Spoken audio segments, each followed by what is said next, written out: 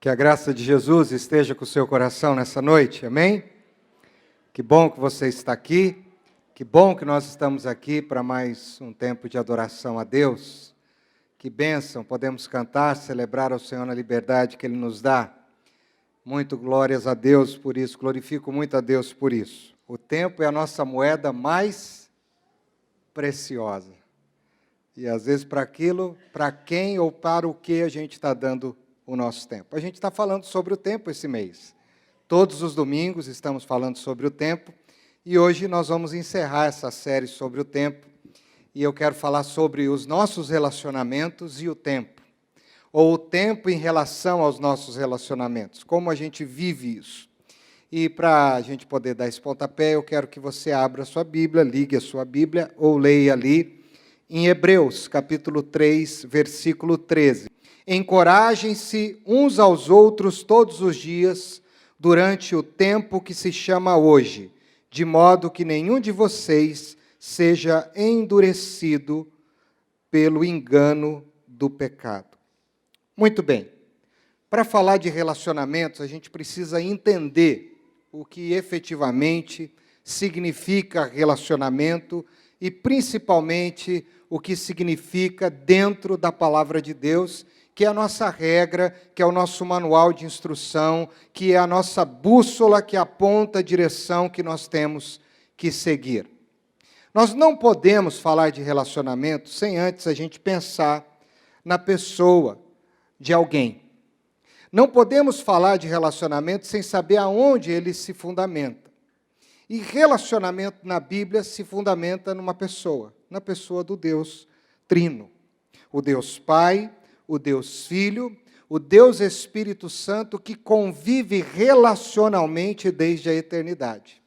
Deus, embora seja um, ele é uma comunidade entre o Pai, o Filho e o Espírito Santo. A Trindade é uma comunidade relacional, que vive desde a eternidade em uma comunhão plena, íntegra, completa, santa, perfeita, verdadeira. Deus é o Deus de relacionamentos. Deus é uma comunidade relacional. E quando Ele decide criar todas as coisas, Ele cria a partir de si e cria com o mesmo princípio que Ele é, um Deus de relacionamento. E tudo na criação se relaciona. Nenhuma coisa está desrelacionada à outra, desde Gênesis capítulo 1. Tudo se relaciona. Tudo se cruza, tudo depende de um do outro, é uma relação que a gente chama de interdependência. A criação é plena, a criação é perfeita, a criação é completa. E quando Deus então termina a criação, ao criar o ser humano, e a Bíblia diz, e criou Deus o homem à sua imagem, a imagem de Deus o criou, homem e mulher os criou, Gênesis capítulo 1, versículos 26 e 27, Deus também cria o homem para ser um ser relacional. E é muito interessante que depois de um tempo que Adão está no Éden, já colocou o nome em toda a bicharada, já descobriu as árvores, já descobriu os rios, já descobriu muitas coisas, mas Deus via que ele está sozinho e ele chega a uma conclusão. Não é bom que o homem esteja só, porque ele foi criado para se relacionar, para ele viver como Deus vive numa comum unidade. Mas aí você pode me dizer assim, mas ele se relacionava com o Criador, de fato, ele se relacionava com a criação, de fato, mas ainda ele não tinha uma correspondente que pudesse fazer dele um. E sendo um, ele também pudesse se relacionar nesta unidade relacional com a Trindade. Por isso, Adão vai dizer, você está comigo? Lá em Gênesis 2, que ele e a mulher se tornarão uma só carne, no princípio relacional. O Deus Trino é uma comunidade relacional. Homem e mulher, na Bíblia, é também uma comunidade relacional. Do ponto de vista do tempo, quando Deus cria o ser humano, o tempo era desfrutado desde o Éden para a eternidade. Deus criou o ser humano para viver eternamente. O homem, por causa da sua própria decisão, de não obedecer a Deus e não se submeter à autoridade de Deus, decidiu desobedecer, pecar, e quando o pecado entrou na relação do homem com Deus, sabe aonde ele quebrou? Qual foi a base que ele quebrou? A base relacional.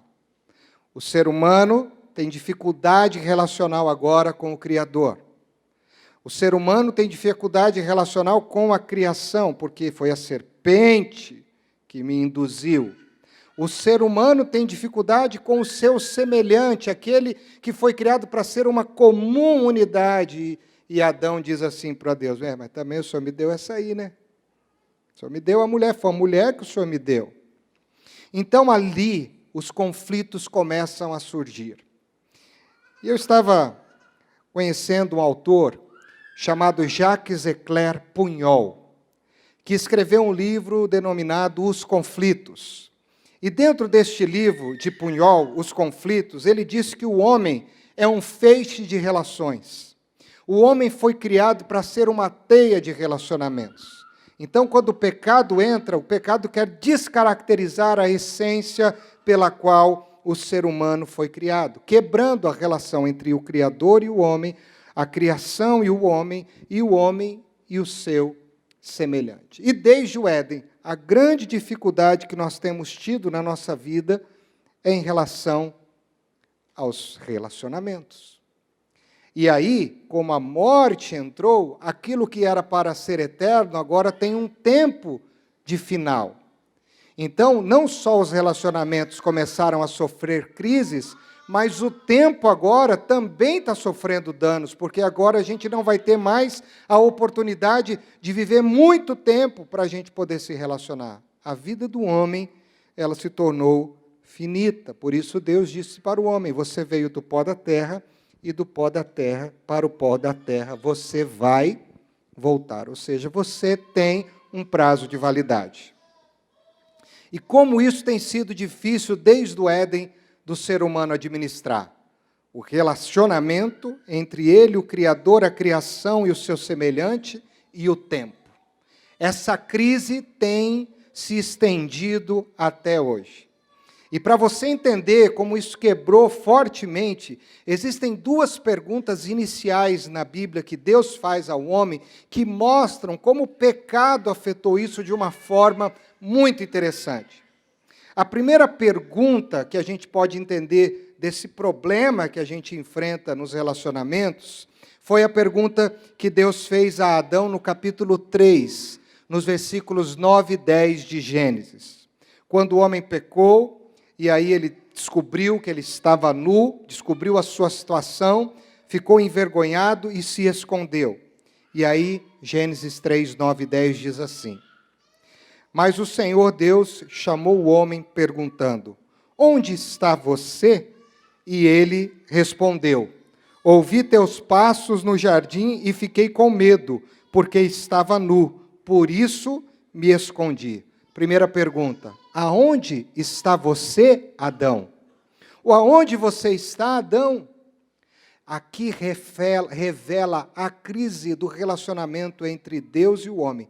Todo dia, na viração do dia, Deus sabia exatamente aonde o homem estava.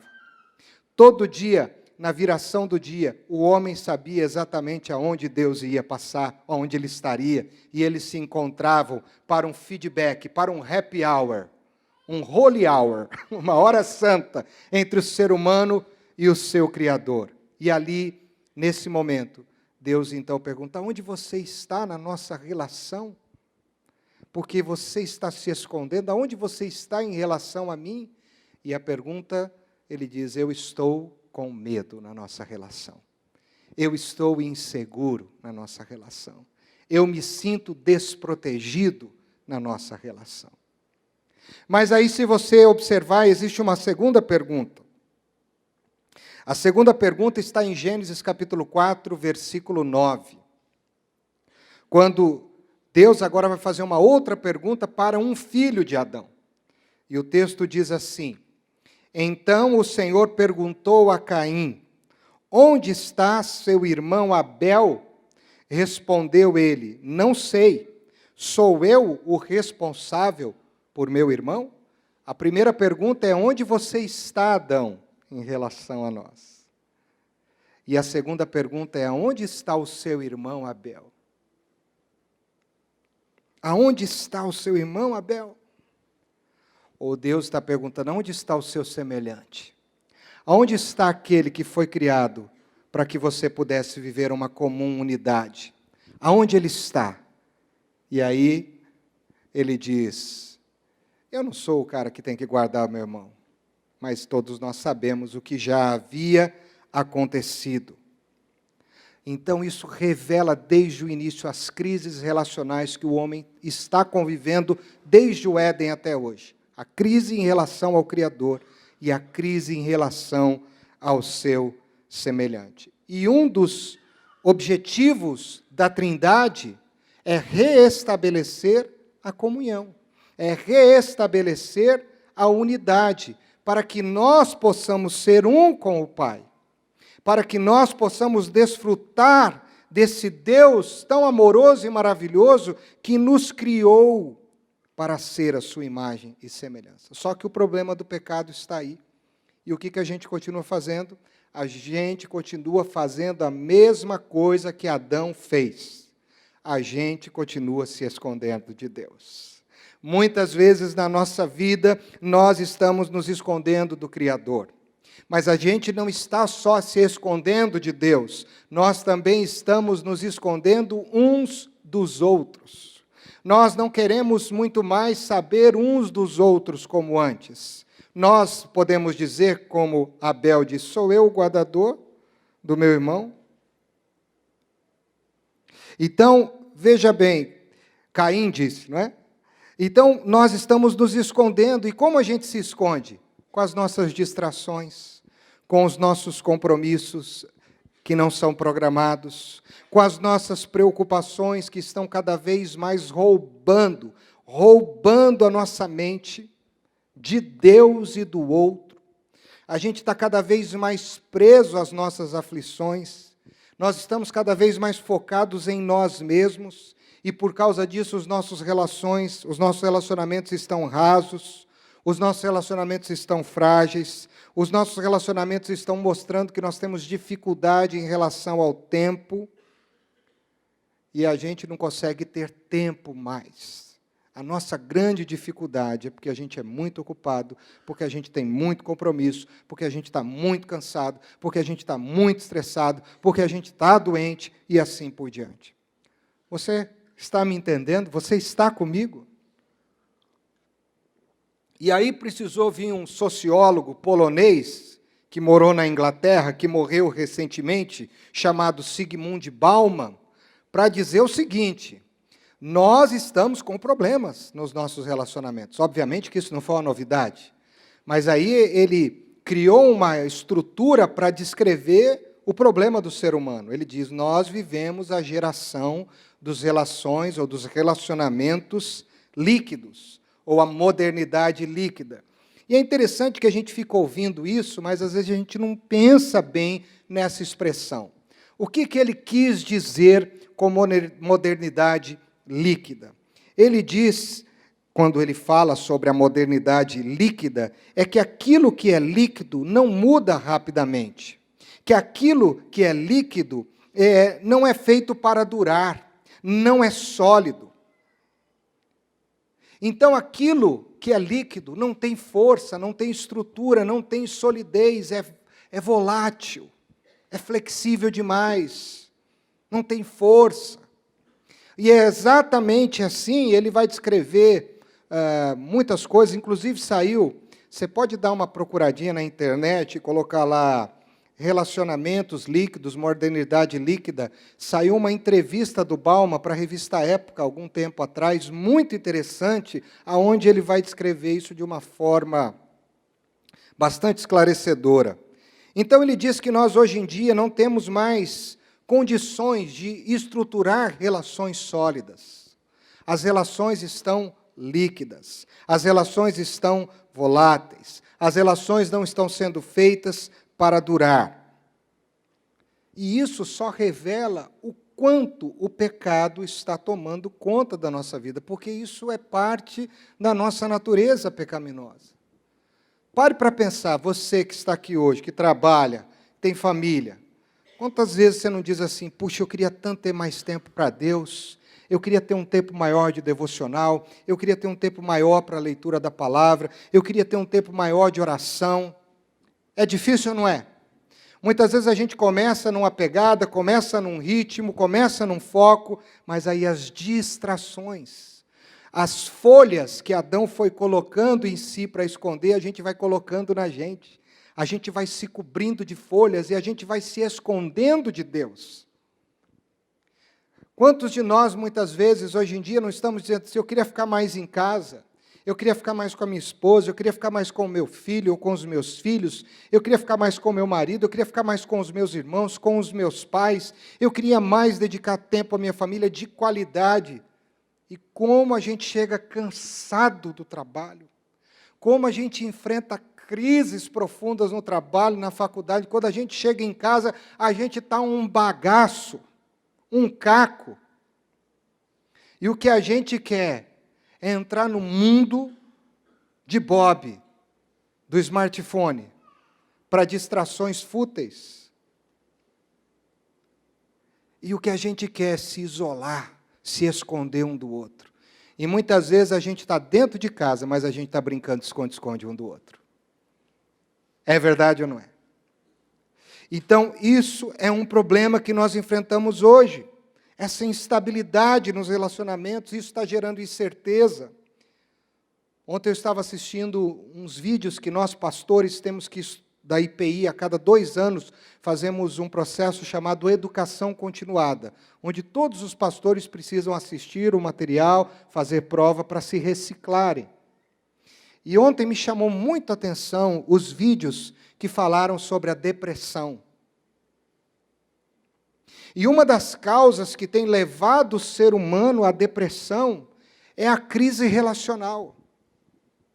É o cansaço, é a fadiga que vai fazendo a gente se esconder, se esconder, se esconder. A gente não quer mais falar, não quer ouvir a voz de ninguém, não quer ouvir o barulho, não quer, a gente quer descansar e a gente vai se fechando, e dali a pouco a gente vive um isolamento total, perto de pessoas, mas criamos paredes de isolamentos entre nós e as pessoas. Uma crise que nós vivemos.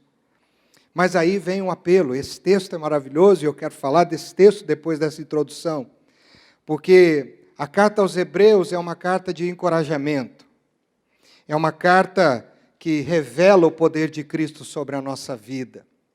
E eu gosto muito do que o escritor vai dizer nesse bloco, que começa no versículo 7, na verdade. Encorajem-se uns aos outros todos os dias durante o tempo que se chama hoje, de modo que nenhum de vocês seja endurecido pelo engano do pecado. Qual é a primeira lição que a gente tem que aprender diante desta crise que a gente está vivendo desde o Éden? E talvez você tenha se enquadrado nos exemplos que eu dei e que eu me enquadro muito neles. Então, veja bem, a primeira lição é esse primeiro imperativo. Encorajem-se uns aos outros todos os dias. Vamos ler juntos esse pedaço?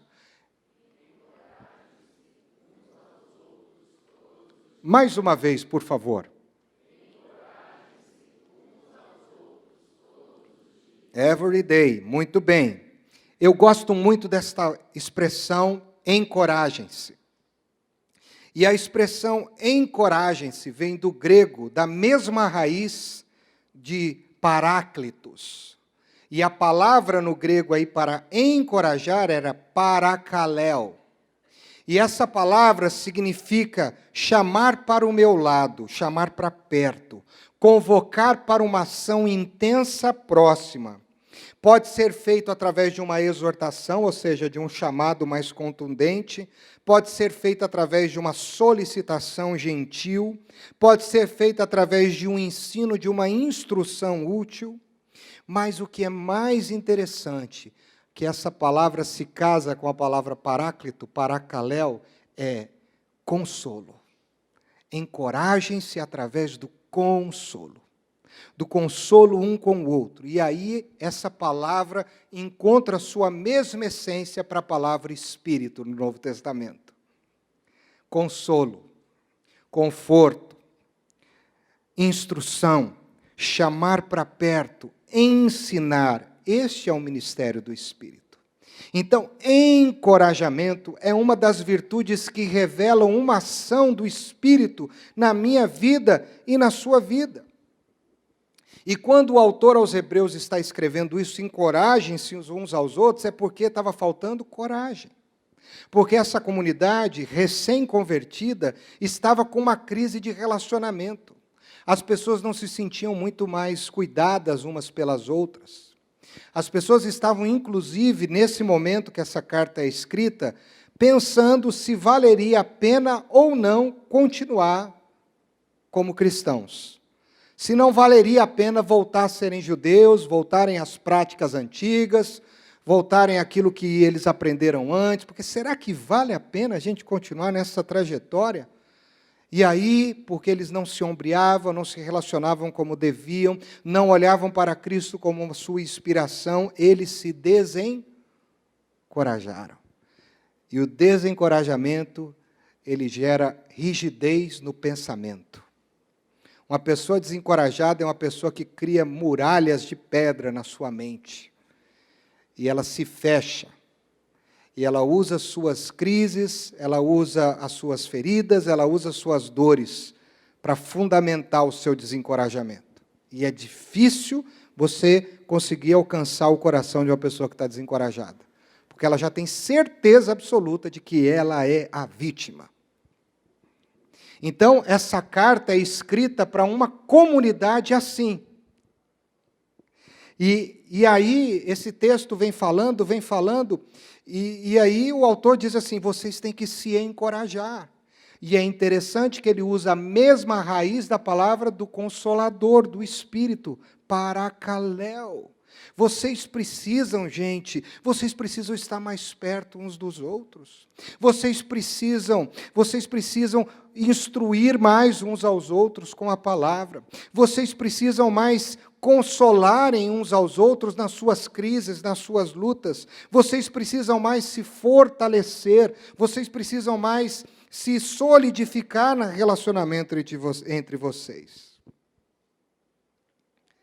Porque o autor aqui está convencido que relacionamentos fortes, relacionamentos que têm o Espírito Santo como elo entre eu e você, são relacionamentos que encorajam. São relações em que a virtude do Espírito se revela sobre a nossa vida. E aí ele vai dizer que isso não é uma tarefa para fazer uma vez por dia, ou cada domingo, só de domingo à noite. Ele diz que como eles estavam desencorajados todos os dias, e todo dia aquela síndrome de vitimismo, e o inimigo colocando no coração deles a dúvida se valeria a pena servir a Deus ou não, ele diz o seguinte, vocês têm que se encorajar, sabe? Quando? Diariamente, durante todo o tempo, todo dia, sempre. Eu não sei você, mas se tem uma coisa que o pessimismo faz com o meu otimismo, ele fica o tempo todo querendo me desanimar. Eu não preciso de um pessimista, porque já existe um pessimista dentro de mim. Agora, quando chega um pessimista para juntar com o pessimista que está dentro de mim, aí complica. Mas parece que é quase o tempo todo. Alguém dizendo, desista, não vai dar certo, não vale a pena, não acredita mais nisso. Não vai mais à frente, você já fez o que você tinha que fazer, olha só como é que você está cansado, olha só.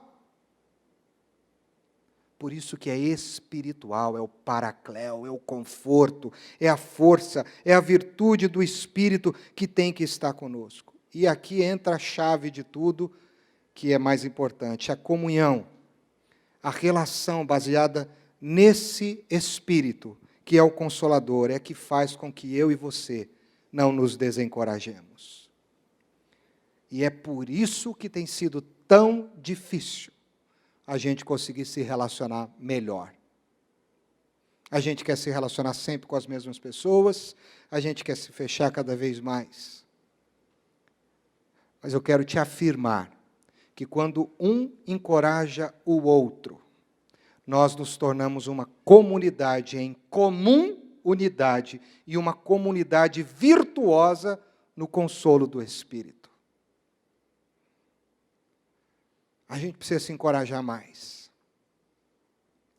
Precisamos nos encorajar mais. Para a gente ser mais fortes, nós precisamos nos encorajar. Nós precisamos de encorajamento, seja na família, seja no local de estudo, seja no trabalho, seja na igreja. A gente precisa de encorajamento. Todo ser humano caído, com uma natureza adâmica e edêmica, pecador, precisa ser encorajado. Nós não podemos deixar de nos encorajar, porque senão a tristeza vai vir nos desencorajar, a angústia vai vir nos desencorajar, os problemas vão nos desencorajar, as lutas vão nos desencorajar, as frustrações vão nos desencorajar, e sem a gente perceber, dali a pouco a gente está com as muralhas do isolamento na mente, se achando uma vítima.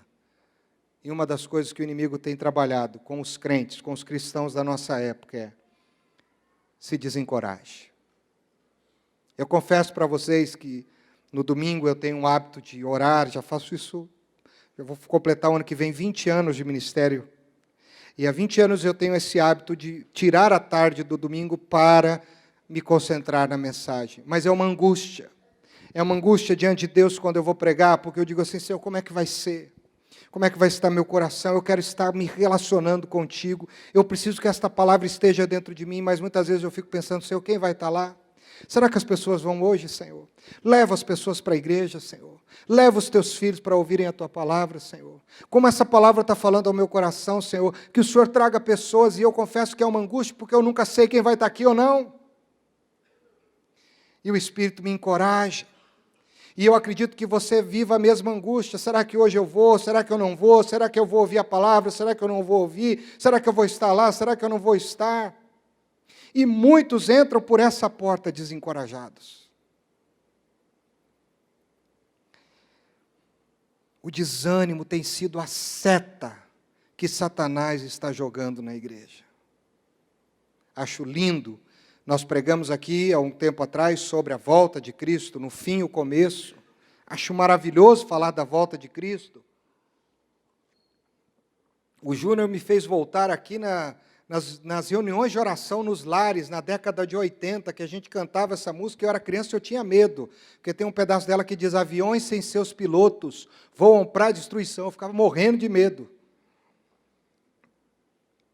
Mas que delícia lembrar disso, que coisa boa.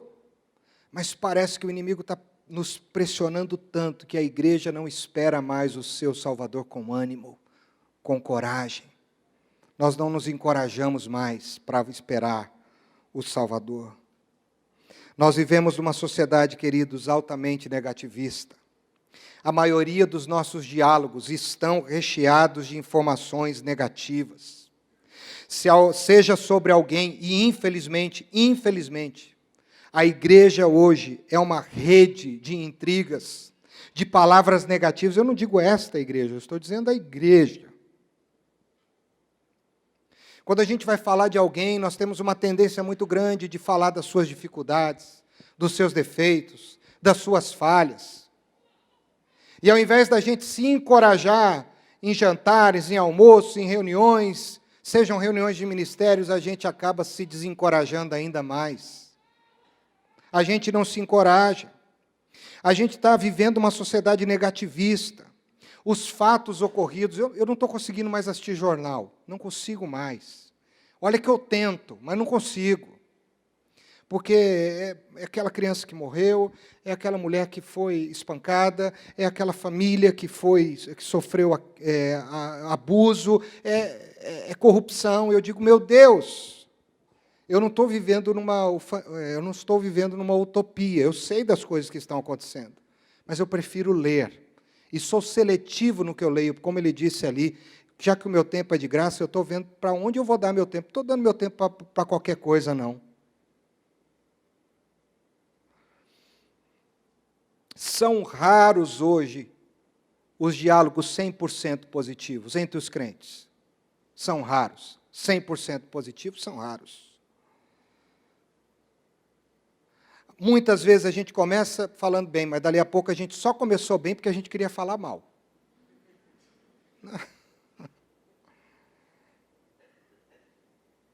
E isso é ruim, queridos. Os telejornais, a imprensa, e nós estamos vivendo isso, e nosso desinteresse, nós não nos encorajamos mais. A gente cobra, mas a gente não se encoraja. Encorajamento é diferente de cobrança, porque no encorajamento tem consolo, tem trazer o outro para perto. E eu tenho orado para que nesse tempo que se chama hoje, que nós não sabemos até quando ele vai durar, que nós sejamos uma comunidade de encorajamento. Amém? Eu olho na vida de Barnabé, por exemplo. Se tem uma pessoa que eu considero um encorajador no Novo Testamento, e dizem os estudiosos que pode ter sido Barnabé, um dos autores aos Hebreus, ele ou Apolo. Barnabé foi um grande encorajador. E ele foi encorajador de um cara chamado Paulo. E se você ler o livro de Atos, depois você pode ler em casa, desde o capítulo 9, você vai perceber que muita gente não acreditou na conversão de Paulo. Tem gente que foi para o primeiro culto com a faca escondida. Se esse cara dá uma de besta aqui, ele vai ver só. A peixeira santa vai comer aqui. Teve gente que não acreditou na conversão dele, teve gente que desconfiou. Mas Barnabé foi o cara que levou ele aos apóstolos. Barnabé acreditou em Paulo. Barnabé apoiou o ministério de Paulo. Atos 9, Atos 10, 11, 12 e 13. Depois você pode ler em casa. Ele era um encorajador. Ele encorajava as pessoas, porque ele sabia que a vida era difícil, que a perseguição era intensa, que o desânimo estava à porta, então ele encorajou Paulo. Barnabé encorajou João Marcos. Barnabé foi um encorajador, ele via as dificuldades, ele via as debilidades das pessoas, e ele foi encorajando, ele foi encorajando. E nós, queridos, o que nós estamos fazendo? Certa vez eu ouvi um pastor, e eu quero dizer que eu só vou parafraseá-lo aqui, aliás, vou citá-lo. Ele disse que muitas vezes dentro da igreja nós nos tornamos coveiros uns dos outros. Na igreja tem muito mais coveiro do que pessoas que fazem o parto, de que geram vida. E nós não temos tempo. Os nossos relacionamentos estão difíceis. Por isso, encorajem-se uns aos outros todos os dias. Todos os dias. Segunda lição, durante o tempo que se chama hoje. Repita comigo essa expressão. Durante o tempo que se chama hoje. Deus gosta do hoje na Bíblia. Deus gosta do hoje. O salmista entendeu isso quando ele escreveu o Salmo 118, versículo 24.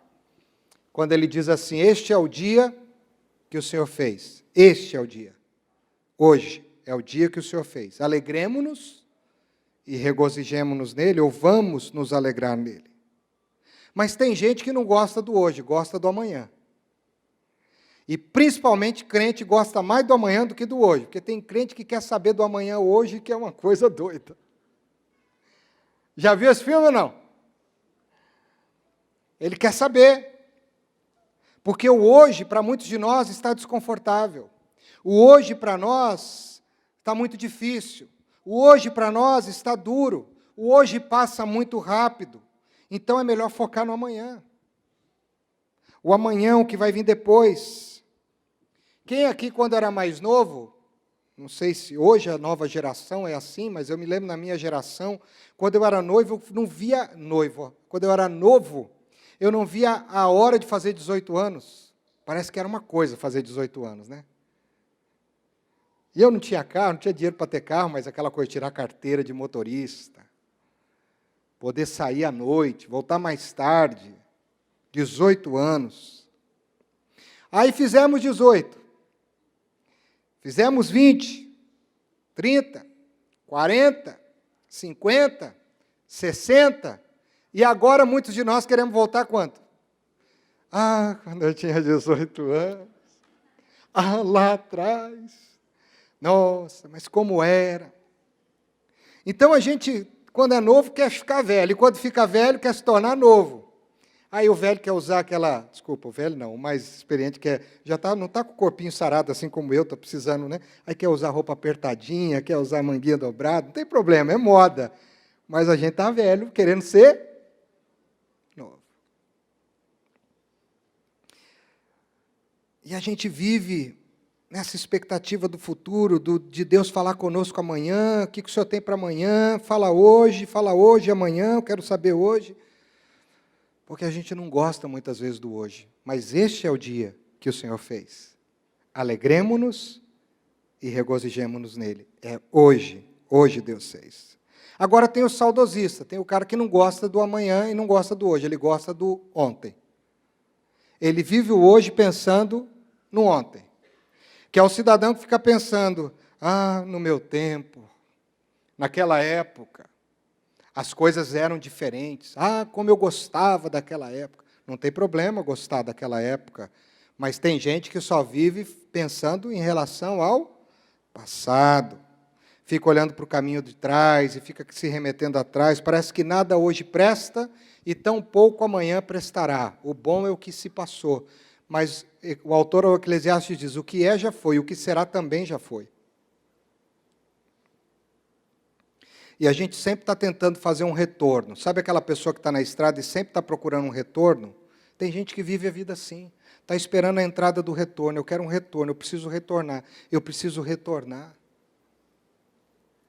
Então tem gente que vive o hoje pensando também no ontem. Mas a Bíblia diz, no tempo que se chama hoje. Não é no tempo que se chama amanhã, e não é no tempo que se chama ontem, é no tempo que se chama hoje. É hoje que nós temos que nos encorajar. O tempo voa, o tempo passa, o tempo não volta, o tempo é implacável. 1 minuto perdido hoje não vai ser recuperado mais amanhã, foi perdido. Um abraço que deixou de ser dito hoje não vai ser recuperado amanhã. Vai ser o abraço de amanhã, mas não vai ser o abraço de hoje. 1 minuto que eu não passei com meu filho, com a minha esposa, com meu amigo, com meu irmão, hoje não vai ser recuperado amanhã. Eu posso ter um amanhã, mas o de hoje já foi perdido.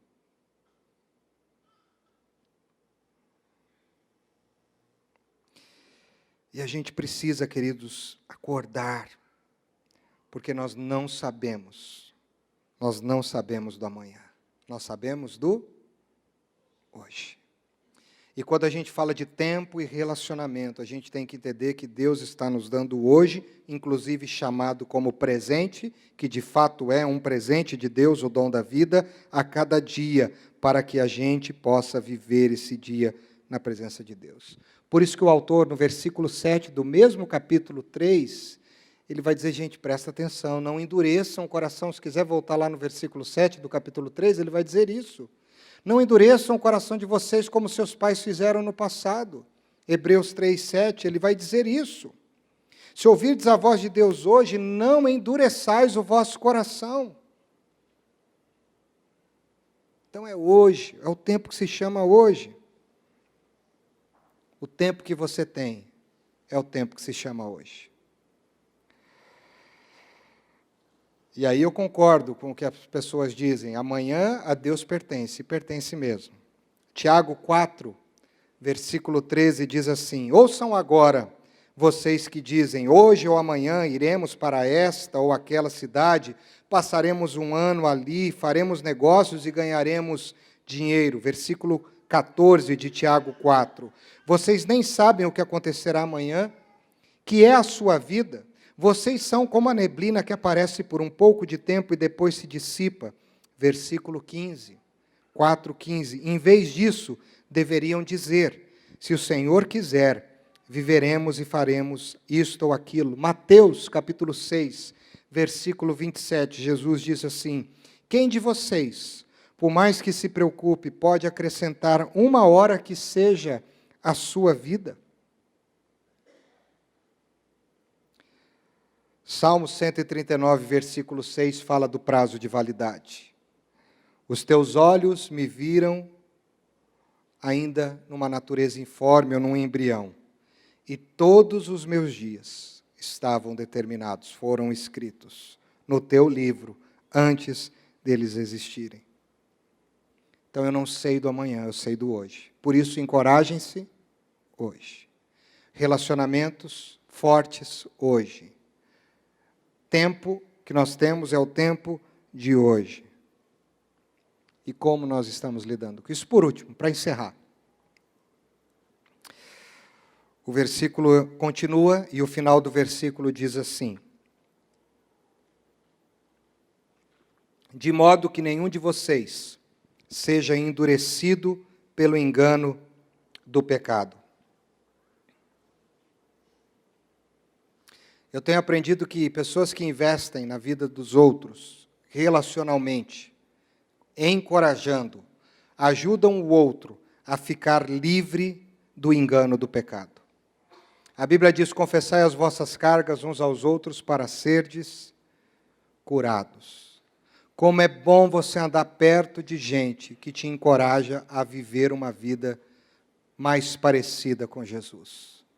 Porque isso te ajuda e te liberta, me ajuda e me liberta do engano do pecado. O caminhar junto, o estar junto, o trilhar a mesma jornada, o orar juntos, além de nos livrar do engano do pecado, nos livra da depressão, do isolamento. Uma outra estatística que foi feita recentemente: boas relações, relações saudáveis, boas amizades, amizades saudáveis, elas têm um papel fundamental para curar a depressão. É mais eficaz do que o remédio, é mais eficaz do que um consultório. São relacionamentos encorajadores. E para mim, claro, faz todo sentido, porque é paracléu, o conforto, o consolo do Espírito. E aí onde está o Espírito, a liberdade, a cura, a libertação. E o nosso cansaço, eu volto a dizer, o nosso estresse, a nossa decepção com os outros, o nosso descontentamento tem gerado isolamento. E muitos crentes têm vivido o engano do pecado. Quantos maridos hoje não têm mais disposição para suas esposas, de estar com elas, para ouvi-las? Tem casais hoje que eles só se dão bem na hora do sexo, mas no diálogo sempre tem uma crise. Não tem vontade de estar junto, não tem vontade de conversar, não tem vontade de pegar na mão, não tem vontade de abraçar. Tempo e relacionamento. Quantos pais hoje não têm mais disposição para estar com seus filhos, estão cansados, não têm tempo, não têm tempo. E aí quando seus filhos saem de casa, quando seus filhos querem ir embora, quando seus filhos estão com outras amizades que lhes dão atenção e lhe dão tempo, os pais ficam desesperados.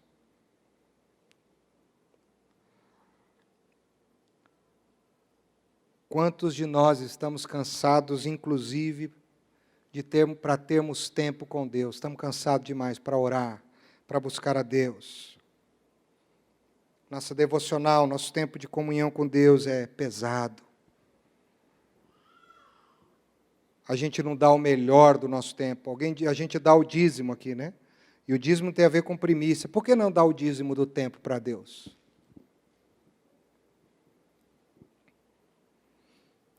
Cristãos cansados não têm disposição para Deus. Pais cansados não têm disposição para os seus filhos. Cônjuges cansados não têm disposição para os seus parceiros. E nós somos a sociedade do cansaço. Inclusive saiu um livrinho de um japonês, Kim Jan-wan, acho que é esse o nome dele, que tem esse nome, a sociedade do cansaço. E nós somos a sociedade do cansaço. E o cansaço está nos roubando de Deus, está nos roubando uns dos outros, e inclusive está roubando de nós mesmos, porque a gente nem se conhece mais como deveríamos nos conhecer. Não temos tempo para o outro, nem para nós. A gente não investe na nossa saúde, a gente não investe no nosso bem-estar. Quando foi a última vez que você se relacionou bem com você mesmo? que você teve um lazer, que você teve prazer, que você teve alegria com você mesmo.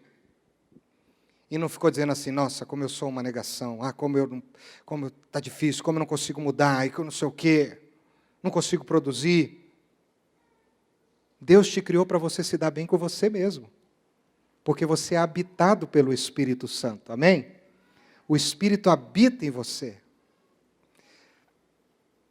Quando foi a última vez que a gente teve prazer de estar junto com a família? Nem que fosse para ir fazer um piquenique lá no... Deixa eu lembrar aqui, tem um lugar aqui que é bom para fazer piquenique. Jardim Botânico. Levar um pão com mortadela e uma tubaína. Ô, glória, bem gelada. Mas é o tempo de estar junto. Mas a gente não tem tempo. E as coisas que eu mais tenho visto é que o diabo está enchendo a sua agenda.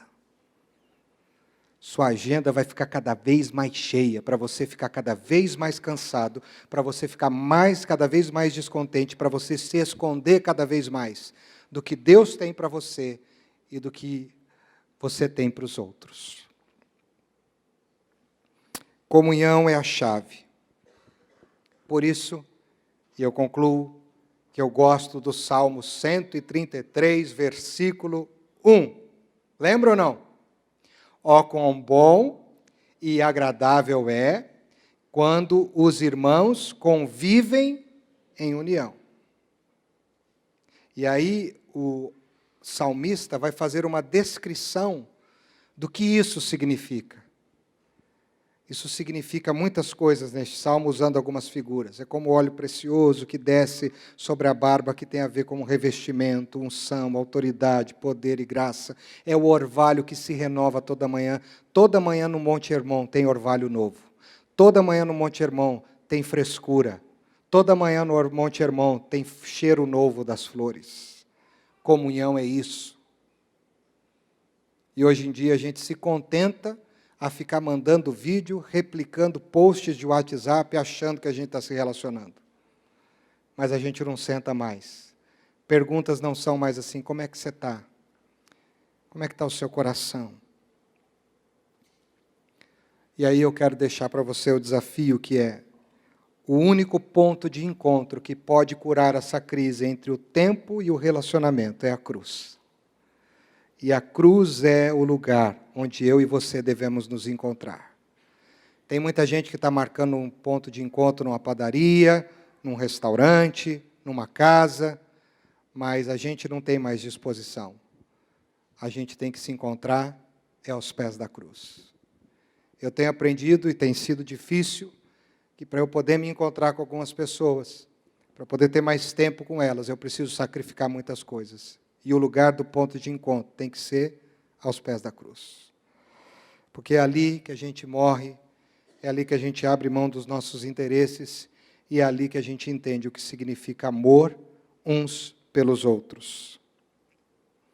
E a cruz é o ponto de encontro para a eternidade. E aos pés da cruz a gente não precisa se preocupar com o tempo, porque aos pés da cruz não existe tempo perdido. Nenhum tempo perdido, nenhum minuto perdido. Mas o que é mais difícil? É ir para a cruz.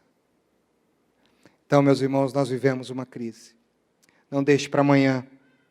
Não venda ou não dê o seu tempo para bobagens. Nós não sabemos. Pode ser que eu passe muito tempo perto de vocês, pode ser que eu passe pouco tempo.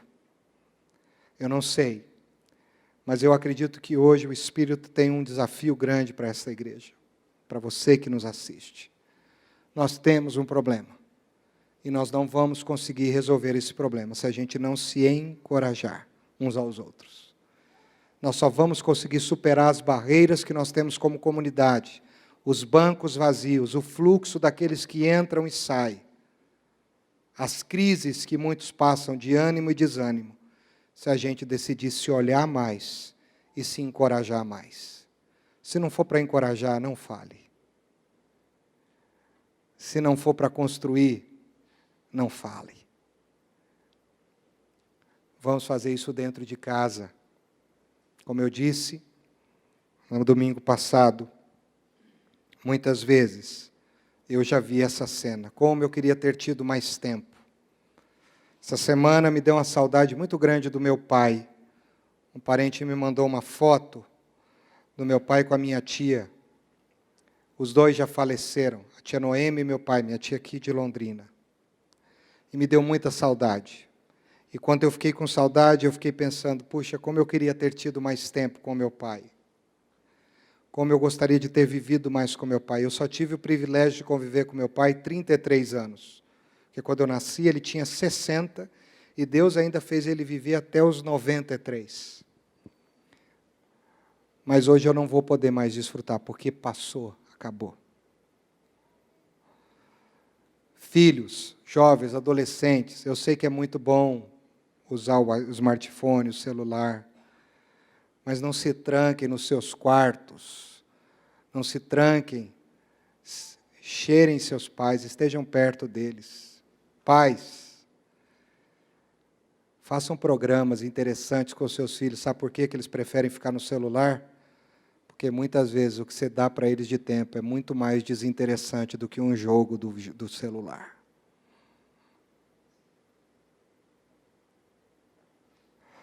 Ô marido, cuida bem dessa gata aí. Investe nela, tempo. Porque não sabemos até quanto vamos ficar. E quantas pessoas que perderam seus entes queridos hoje estão tristes e não superaram o luto e nem a separação. Porque o tempo que nós temos se chama hoje. Vamos orar, vamos ficar em pé?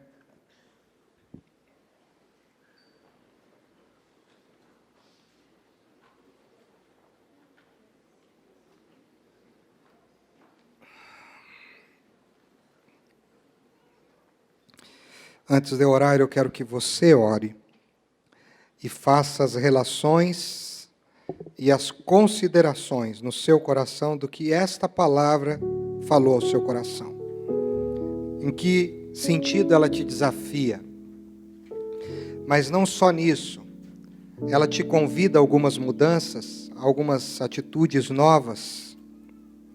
Fale agora com quem você tem que falar, que é com o Espírito Santo. Porque encorajar é entender essa virtude consoladora do Espírito na vida nossa e na vida do outro. Se está pecando, meu irmão, confessa agora. É tempo de confessar. A Bíblia diz: se confessarmos os nossos pecados, o Senhor é fiel e justo para nos perdoar os pecados e nos purificar de toda a injustiça. A Bíblia diz que aquele que se arrepende deixa, alcança a misericórdia. Então, se é hoje que eu tenho que me curar de uma relação quebrada, se é hoje que eu tenho que dizer para o meu filho que eu amo, porque de manhã eu disse outra coisa, se é hoje que eu tenho que dizer para minha esposa quanto ela é importante para mim, para o meu marido, é hoje. Se é hoje que eu tenho que dizer para uma pessoa que é importante na minha vida, o quanto eu a amo, o quanto ela é importante para mim, tem que ser hoje. Encorajem-se uns aos outros, no tempo que se chama hoje. Hoje. Pai, obrigado por essa série sobre o tempo. Inquietante, intrigante e desafiadora. Obrigado por esta palavra que o Senhor falou de uma forma tão profunda ao meu coração. Eu não quero dar o meu tempo, Senhor, que é a moeda mais valiosa que eu tenho, para coisas fúteis, banais e de pouco valor.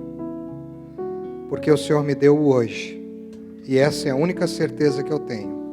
O hoje até agora, porque eu não sei se tenho hoje daqui uma hora. Então, Senhor, me ajude a entender no tempo que se chama hoje, que eu preciso ser um encorajador nos meus relacionamentos. Um encorajador na minha casa, como homem, como marido, como pai. Um encorajador com os meus amigos, nos meus relacionamentos com os meus amigos do coração. Um encorajador, Senhor, com as pessoas com quem o Senhor tem me dado o privilégio de conviver, na igreja, na liderança, nos pequenos grupos.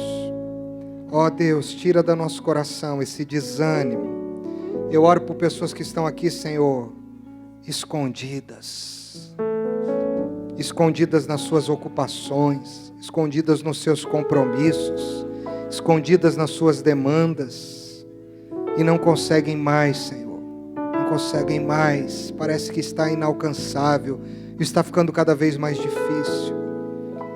Que hoje o Senhor traga esse teu filho e essa tua filha para a cruz. Meu irmão, diga: Senhor, me leva aonde eu posso ouvir tua voz, aos teus pés, aos pés da cruz. Me leva, Senhor, para que eu possa estar ali aos pés da cruz e ser curado desse afastamento.